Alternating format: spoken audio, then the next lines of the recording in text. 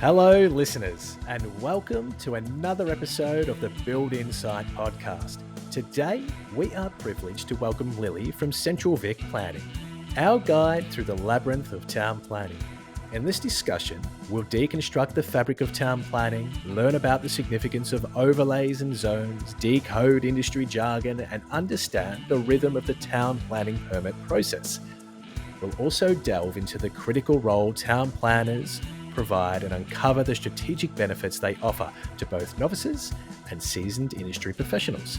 Whether you're a student with a flair for urban or planning studies, a homeowner looking to build, or an industry professional embarking on your next project, this episode will equip you with the knowledge to navigate the intricacies of town planning.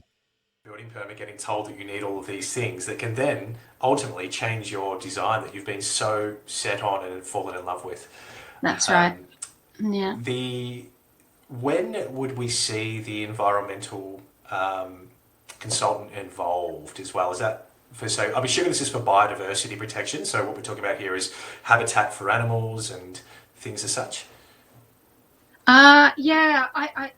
often work early as well. To be honest, it is a tricky one because there's such a triangulation that goes on. You know, we're talking about quite complex sites here where there's a lot of things in play, and I would suggest that probably while we're looking at bushfire risk, while we're looking at where the septic's going to fit, that they're there as well. They're there in that early phase, and they can advise then. They sort of, what they tend to do is come in early, give us a bit of advice on site, and then go away, and we'll get them back later to write their reports. So we've got their knowledge and advice up front, and they help with the planning of the place, and then we'll draw them back in later with the reports that we need for the application. Yeah, and of course, that's just us greatly. It's so helpful because that helps us guide the design in the right direction, even if the reports aren't finalised. So again, keeping that communication open and working together, collaborating is just, again, gives the best outcome. I won't hang too much on overlays. So I've certainly tried to draw that out as much as possible, but there's a couple more. I mean, obviously, heritage is another one. And that's potentially a bit more unique in the sense that we've talked about referral parties, and we've got our Country Fire Authority, or I'm not sure, maybe Fire Rescue now, they fall under that banner, referring to the bushfire protection assessments. We've got the Environmental Department at Council, who can oversight the septic or the land capability assessments and ensure that that's all correct. But Heritage has, we're trying to protect obviously the heritage value and the neighbourhood character of places. We understand that, and it doesn't necessarily mean you want to mock, replicate anything either. And I'll get you to talk a bit about heritage before I hand it over. But they have a referral in-house there too, right? There's actually generally a heritage advisor within council. Yes. There's usually one heritage advisor who has a very busy role, and they're generally not employed for more than a couple of days a week. So it can be quite difficult to have conversations with them, but they are very keen to work with us early on, because it makes, and the reason why we bang on about, starting early as well is because it makes the planning application process so much smoother. And for the heritage advisor, they're very keen to have these conversations early because their role is so tightly packed into just a short amount of time, and they only have a short amount of time to respond once the planning application is in. So they can take a long time to get back to us during the planning application. They can really, really hold things up. Their role is a really interesting one. They work as architectural consultants in a lot of ways. They'll advise on whether or not the tiny little details of your house are going to fit with their vision, and it's quite a personal viewpoint often, their vision of what the heritage character for the area, and it's informed by studies. There's heritage studies to cover most little Australian Victorian towns, which inform and guide their thinking. But really, it can come down to a personal preference. a lot of times. So working with them early on is key. Very, very key. That conversation really helps. Yeah. That sounds like, so there's, again, depending on the council and the area or region, there can be associated documents to assist the guidance of the town planning scheme, which can be heritage related. And again, and this is where the complexities, I feel like it just helps so much to have someone like yourself who just knows that's exactly what you've got to be looking for. Most people would not even know that exists and don't find out until they go to the planning application stage. And again, given the nature of those applications, it's just so crucial to try and streamline this so that application is, that's already, the guidance has been provided to us, we've addressed it, we've done everything in order, goes through, and it should be a relatively simple assessment without too much friction. That's right. Yeah. And I think, with heritage overlays, it's an interesting one as well. That if you don't consider it early and get that advice early, there's an assumption often that heritage want you to mimic what's out there. So what heritage will want to see is, a replica of a heritage building, and it's just not the case at all. It's not what necessarily what they're looking for. What they want is something that maybe draws a little bit of inspiration from the local heritage buildings, but doesn't try to mimic it. It's not trying to pretend to be something that it's not. I think that's my guidance for heritage is, good takeaway.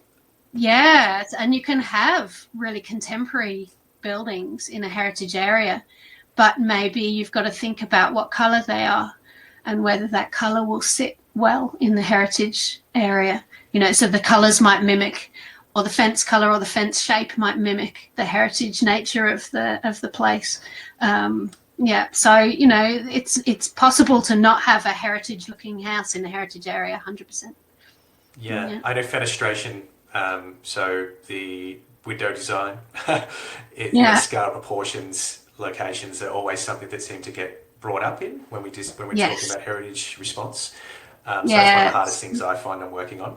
It really is. Yeah. It's a funny thing. You wouldn't think those. Yeah, I don't know. Those details, they get really, really quite finicky about the detail. So yeah. So one of the other things that's happened recently, Lily, is a little bit of leniency to streamline the planning process or try and remove the planning aspect from the process is second dwellings in residential allotments. Yep. I thought that might be a good opportunity to maybe just shed a bit more light on that. Yeah, for sure. It's been a tricky time with that change because, from my perspective, I guess what I hear a lot of is people are surprised that they still can't just build a second dwelling on their property. And, there's always rules around building. So if you're in an overlay where a permit is required for a dwelling, you're still going to need a permit for that second dwelling. So if you've got a bushfire overlay, you will absolutely need a permit for that small second dwelling, even though there was a lot of hype about how they're going to streamline the process. You still will often need a permit for a second dwelling, depending on the overlays on the property. It just means that it is a little bit more streamlined, and possibly that overlay is the only thing that needs to be considered rather than the zoning as it used to be. So in a way, it's a little bit more streamlined, but it has tripped people up where they think, oh, great, I can build a tiny home for my mum. And that's often not the case. Yeah. Yeah. But if they've just got a straight general residential zone, no overlays, then it's most likely, you still have to confirm, but most likely they could go through that process straight to a building permit. That's right. Yeah. And again, it's you have to talk to council and just make sure that that's the case. I would definitely run that past a planner or council. Yeah, which probably leads me on to another probably misconception, or probably people don't quite understand how this works. But so you've triggered a planning permit, but then there's a second thing that can happen called advertising, which So maybe not every planning permit has to be advertised, does it? So maybe an explanation around that. Yeah. So generally speaking, if a neighbouring property is deemed to be impacted by the proposal, the proposal will be advertised, so that all the planning application documents will be put on the council's website, public viewing. And the proposal, so letters might be sent to neighbouring properties, and it's really down to the individual planner as to whether they deem that necessary often. So they'll send letters to neighbouring properties. They'll pop, the sign on the fence that you see as you're walking down the street. Yes. Sometimes you see that laminated sign. So that's the advertising sign. And it will have a link or information as to how to get access to the documents that have been supplied by the planner or the applicant. And that process means that anyone who is deemed to have an interest, so who might be disadvantaged by the proposal, so for example, if it's something really controversial, like you're overlooking into their lounge room, that's where they get the chance. That shouldn't happen, because a council planner should pick that up. But if they're deemed to be negatively impacted, then they have the chance to object, and they do that in writing to the planning team, and then negotiations start about what might be done. Some explanations as to why the decision or the proposal is how it is. And sometimes it can really hold up the process. I'm always keen to talk to an objector and nut out why it is they feel the way they do, and maybe hopefully smooth things over so that they'll withdraw the objection, because they can hold up the process by quite a lot. And I know I harp on about this a lot, but it's another reason to have conversations early. I would always recommend people chat to their neighbours. And explain what you want to do, explain why, and maybe negotiate things at that point rather than at the point where it becomes a bit critical during this application phase. Talk it through. Yeah. Receiving just one objection, no matter how baseless an objection might be, it really holds up the process, because council have to consider it. They have to take it seriously, and it can cause some massive delays. So talk to your neighbours if you can. If you feel good about doing that, then that's an important conversation to have early. Oh, definitely, yes. As you say, that's one of those things that can hold up the application for a considerable amount of time. And there's one more topic that comes to mind that I do see, and that's VicSmart. It might be worth just briefly touching on what that is, because I think there's also a bit of a misconception that people just see, if they do get as far as the Vic plan or the planning property report, and then they click on the hyperlink to get into the zone, and then they're like, oh gosh, look at all this, and then it has something that says 10-day assessment, and they think that's what I'll do. And so maybe just pulling that apart a bit. Yeah, VicSmart is another way that the planning team have streamlined the planning application process. So in very specific circumstances, and there's a checklist that you can go through to determine whether you fall into that category. You can speed up the process, but there's very few cases I find where you can apply VicSmart. I'm generally brought in when VicSmart isn't an option, because VicSmart is a bit easier to get through. So, and that's, again, where I would talk to council, just ask them the question, this proposal I have here, can I use VicSmart as part of that written advice that you're getting from them? And then they'll guide you as to whether or not that's appropriate. And also, I have had an experience where the VicSmart requirements were a little bit more strenuous than just the planning application itself. So it doesn't always work favourably. Oh, right. Absolutely, yeah. And takes longer than the 10 days that they claim it to take as well sometimes. That's a common theme. Probably a good segue too. So I'm going to dive into the not so glamorous side of what town planning is at the moment. And what I'm personally experienced is prolonged application periods, well past statutory limitations. In fact, it might even be worth just explaining, okay, great, we've got the team together, we've identified that this triggers a planning permit, we've got the necessary consultation and the required reports and the plans, and we've submitted our planning application and paid our fee. There is a fee to submit a planning application with the council. Now what? Yeah, no, okay. So council have what's known as the statutory clock. That's what they call it. And the clock starts when you pay your application fee. It doesn't start when you submit your application. It's actually when you pay that fee. And it's meant to last for 60 days. And within that time frame, council are supposed to make a decision on whether or not to issue a permit. That 60 days can get derailed if council want to see further information. So they'll often send RFI, as it's known, or FRI, which is a request further information. And that could be a tiny little thing that they want to see extra the site plan or house plans or colours of the house, etc. So they can ask for anything. That stops the clock. So during that further information request period, you want to speed things up, get things in nice and quickly so you can start the clock again, because when you submit that response to their RFI, the clock starts again.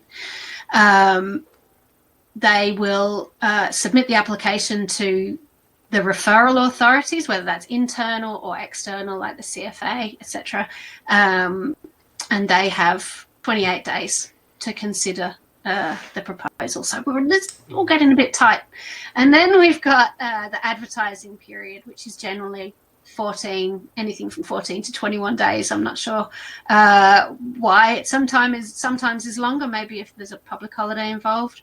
And over Christmas, that can be 6 weeks because we've got to wait for everyone to get back to work. Yeah, so so things can get really quite tight when you're coming towards the end of this 60-day period. And often councils can't meet the statutory clock. They're understaffed, overworked, and we often find that it does go over time. You know, there might be a second FR or RFI request for more information if they're not satisfied. So the period will extend, and generally speaking, we don't see the permit in those 60 days, unless it's a nice simple application in a township zone with no issues, no overlays. But the 60 days should be fixed. If council can't meet that 60-day requirement, then you can take council to VCAT for a failure to determine.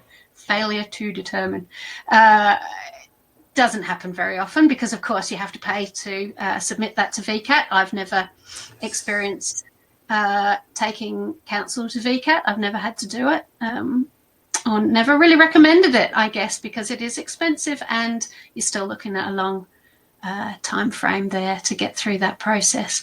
But what we can do is talk to council, and we can keep urging them through, and we can keep pushing and, try and get it within that period. But it's generally speaking, the 60 days extends to more like 90 or 120. So I would always... just even that then, if you get to day 59 and then you send out the RFI, it takes a couple of weeks for a response. A couple of, you've got the referrals maybe, that the RFI involves the referral parties again. We've essentially just gone 3, 4, we could be at 5 months now already, and we still haven't gone through the administrative aspect of that, where the reports have all come back, it's sitting on a desk ready to be issued out. So it's not hard to get to 6 months plus just for a reasonably straightforward application. Yeah, complex ones, we can see how that can become much lengthier. Especially that's with right. sites that are, I suppose, a little bit more there's complex in their nature, or whatever it be. Yeah, absolutely. And it's really difficult. It makes it's very difficult because, there's people involved behind the application, at council as well, who get sick, and the reality is that there isn't the staff, or there aren't the staff available to cover for them. When we had that announcement about the second home streamlining process, the plan was to employ a whole bunch more planners, 1,000 more planners across Victoria. There weren't those planners available to work. So those planners were drawn from other departments, like, the Water Authority, planners from other areas in planning to work in statutory planning, which is what we're talking about here. So that didn't change anything because there were still delays, because we're still talking about the same number of people involved. So unfortunately, that influx of new planners never really properly eventuated. Why is it, do you think, in your opinion, and this is just your opinion, it doesn't speak for planners as a whole, or even just for, I suppose, the overall conversation we're having here, but just your opinion as to what is occurring? Why are council planning departments short-staffed, and why are they overburdened as well? What's occurring? Yeah, interesting. I don't understand. I can't understand why more people don't work in planning, because I love it. I can't understand why everybody doesn't want to work in planning. Honestly, I'm not sure. I'm not sure. Yeah. There's a shortage of students. I'm not sure. I maybe they're working in other areas. I think there's probably more glamorous areas for people to work in. You've got to be a particular kind of person to want to work in planning. I was a librarian before, so if that gives you any indication, we're a bunch of nerds who love that kind of detailed work, and maybe that's it. They do also. I find that planners will hop from council to council quite a lot. I'm not sure why that is either. Just trying to find the best place to work, I guess. It's pretty natural to want to find the best place to work, and there's always opportunities open at different councils, so they tend to hop around. It's hard to keep track of them sometimes. Yeah, I mean, we've had applications where we've had 3 planners on that application. That's duration. Right. So it's when you say they move around, they do, and it's frequent. The other thing that comes to mind here is, has there been an increase in applications in recent times, in recent years, or is it just because the numbers have actually subdued, like the actual planning officer numbers have subdued, and we just don't have the levels? I think it's about not having the staff. I don't know. I think, I haven't noticed downturn that people are talking about in the building industry. As far as from my perspective, the workload's the same as it has been for the last few years. I think it's about a lack of staff more than anything. I'll talk to I talk to my friends in the planning departments at council on a sort of personal level, I guess, professional personal level. And they, I'm working generally on 40 applications at any one time, roughly around that amount. They're on 100, and that's a lot. Wow. That's a lot to manage. Yeah, so they really are under a lot of pressure to perform, and they're very busy. So I think they're all probably moving out of the bigger councils and into smaller ones where it's a bit more relaxed. But it's a hard job. Yeah, that's a lot of pressure. 100 applications, especially the KPIs you need to meet. I can understand. I suppose more recently, I've personally felt this tension when I'm talking with planning officers in a council. Like, the professional barrier has dropped slightly as the tension and stresses have emerged, and you can feel it. Yeah. I suppose, being mindful that they are human beings as well on the other end of the phone or the email that you're sending. Absolutely. There's a courtesy that you can respect, right? Yes, you want your application to be approved and come through, and we deal with this daily as you would, where you're communicating and saying, hey, when are we going to expect something? There's a boundary or a line not to overstep if you can help it. Please don't. For sure. They are human at the end of the day. I can't afford to put them offside. So I've developed a good working relationship with them where we can disagree, but we can still work together. It's a really good negotiation, and respect that we have, and we can hear each other's woes as well as work. On a professional level. Yes. That's part of this work that I really enjoy, is that relationship building stuff. That's really essential in my role. Yeah.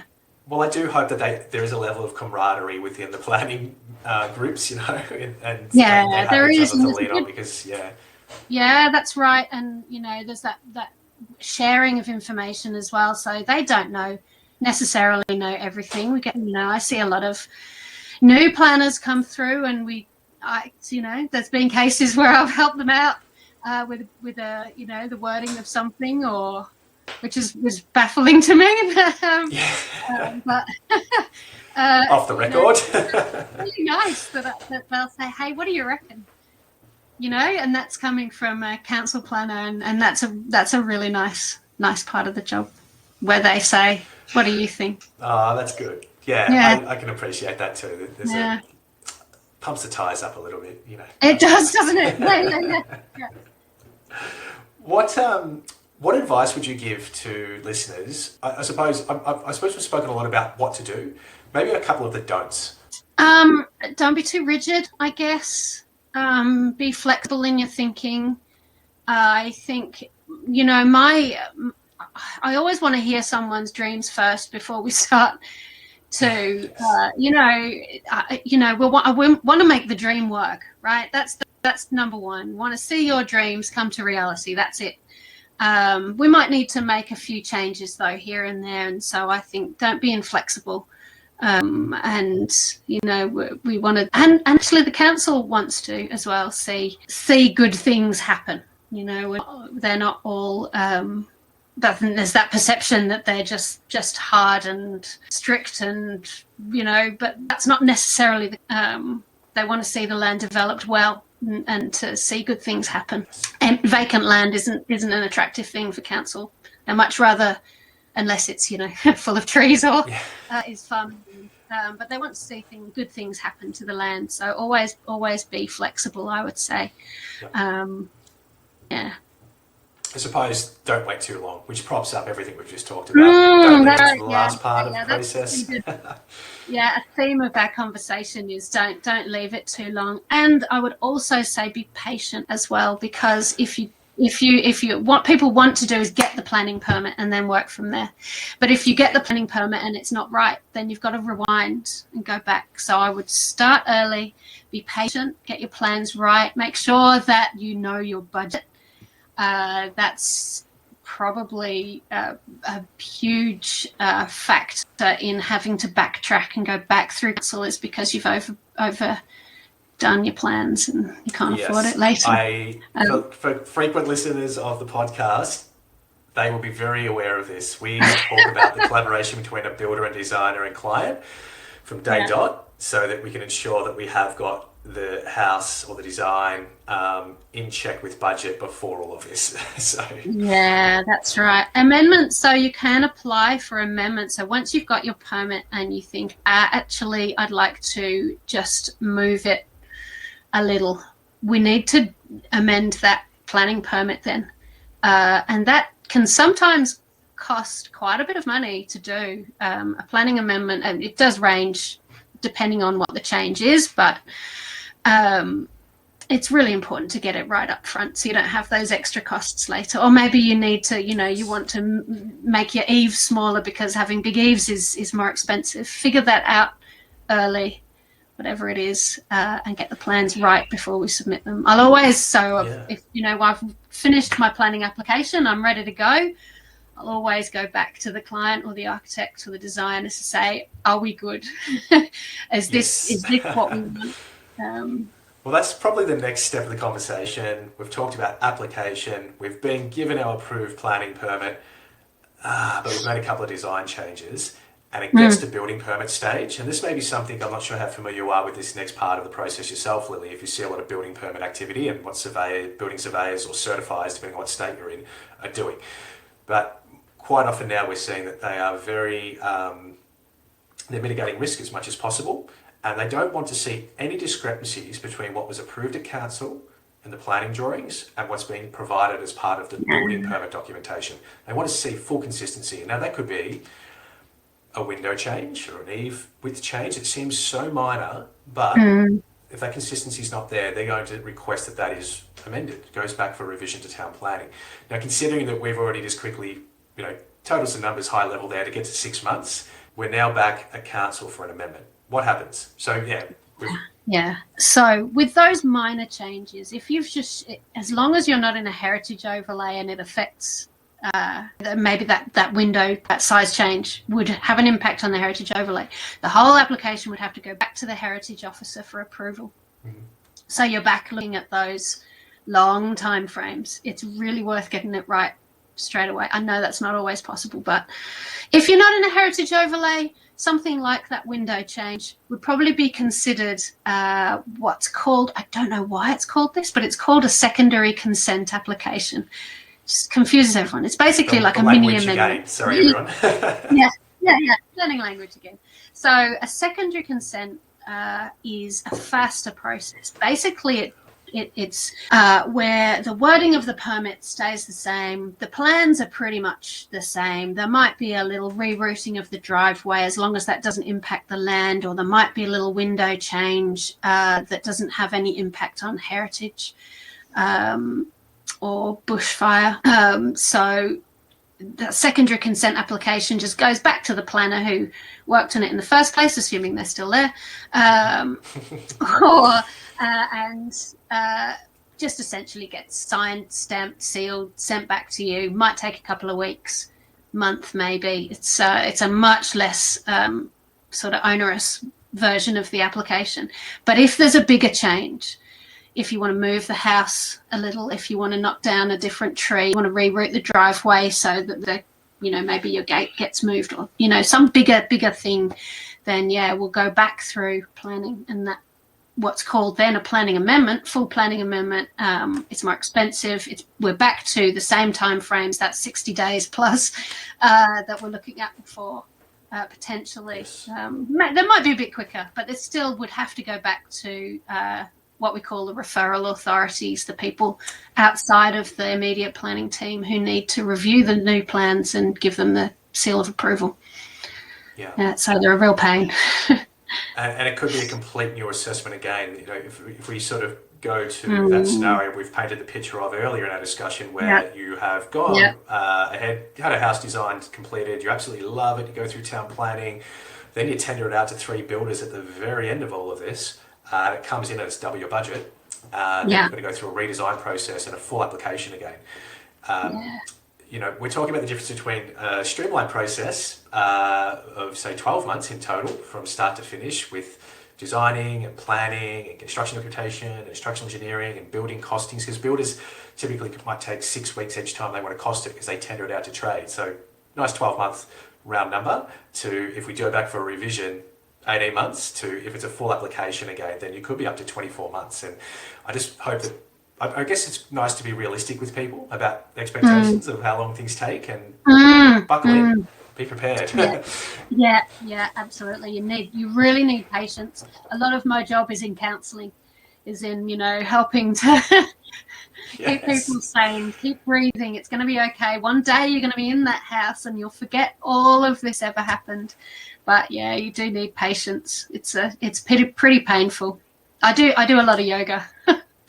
Yeah, I'm a meditator myself, so it helps. Is there anything further, Lily, that you think we haven't covered off when it comes to the world of town planning and what's involved in the process? I think we've covered a lot of stuff. I think you had.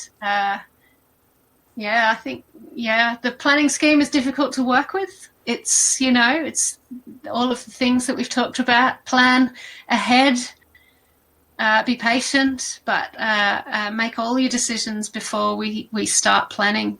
We start that planning process and understand that we've said all of that and plan early. There's potentially. There's some things that within council that are out of everyone's control, and there might be delays. No matter how good I am at my job or your planning consultant is at their job, there's still high staff turnover at council. There's still we might get blocked at one of the referral authorities, and you can't that's just a fact.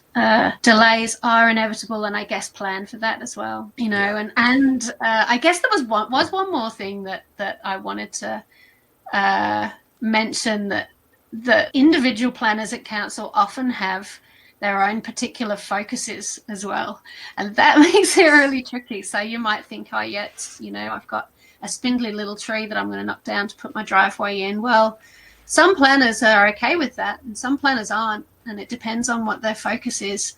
So that's something that I have learned with each individual planner that I work with. Obviously, I don't know all planners across Victoria, but I know a bunch in my area. So I see that name and I go, right, what do we need to do here? So the visualization you've just given me is you've got a giant whiteboard in your office with all the profile pictures of every single planner with their likes and dislikes. Yeah, exactly. You've created a dating app for planners. Yeah, that's it. I guess that comes back to that subjective nature of town planning.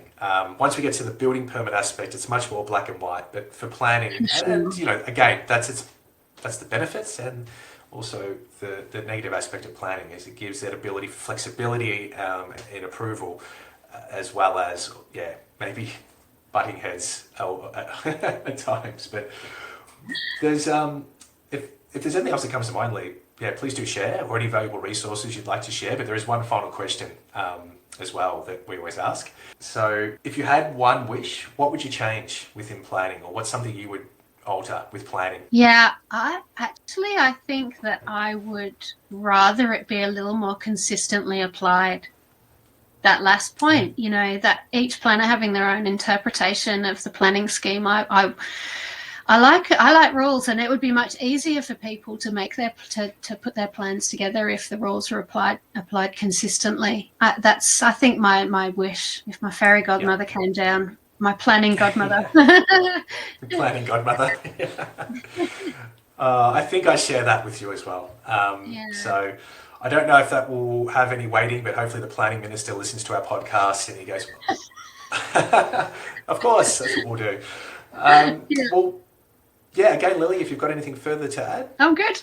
Okay, well, I think we've covered Lily. It's an action-packed hour of listening, so I hope that your listeners get a lot of value out of this. I know it's been something that's spoken about within my midst and demystifying planning, so you've done an excellent job of doing that. Thank you. I appreciate you not diving too much in the weeds with the jargon either, because I feel like you've been kind to us with that a little bit today with the language of planning. Yeah, good. Yeah, I don't want to overwhelm people. Absolutely. I would rather use English personally, and Well, thank you, Lily. I can't give enough appreciation for taking the time to chat with me today on the Build Insite podcast. And wish you all the best. I know we'll be working on future projects together and currently as well. So if anyone wants to get in contact with you, how do they reach you? So we've got a website, which is vicplanning.com.au. You can find our page on Facebook as well, it's Central Vic Planning.